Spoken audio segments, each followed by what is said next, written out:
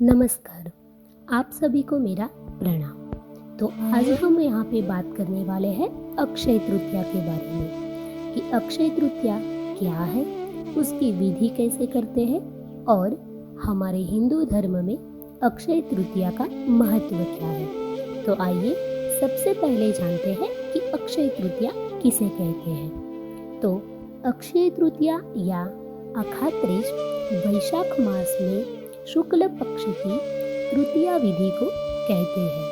पौराणिक ग्रंथों के अनुसार इस दिन जो भी शुभ कार्य किए जाते हैं उनका अक्षय फल मिलता है। इसी कारण इसे अक्षय तृतीया कहा जाता है। वैसे तो सभी 12 महीनों की शुक्ल पक्षीय तृतीया शुभ होती है, किंतु वैशाख माह की तिथि स्वयं सिद्ध मुहूर्तों में मानी गई है।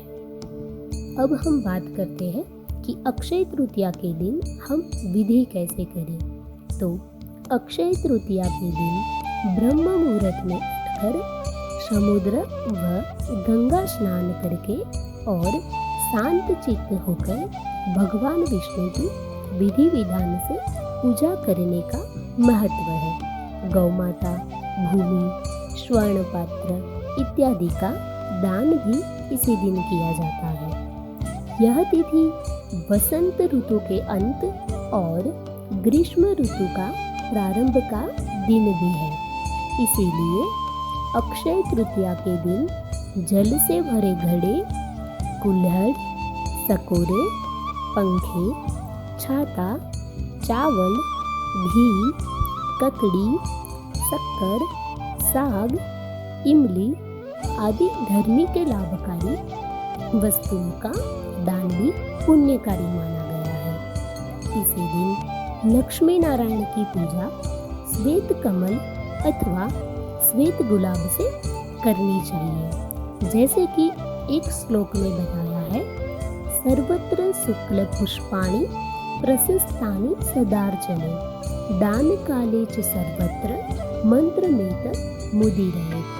अर्थात सभी महीनों की तृतीया में श्वेत पुष्पों से किया गया पूजन प्रशंसनीय माना गया है। अभी हम जानते हैं कि हिंदू धर्म में अक्षय तृतीया का महत्व क्या है। भविष्य पुराण के अनुसार इस तिथि की युगादि तिथियों में गणना होती है।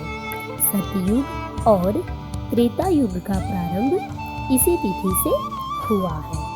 भगवान विष्णु ने नर नारायण, हयग्रीव और परशुराम जी का अवतरण भी इसी तिथि को हुआ था।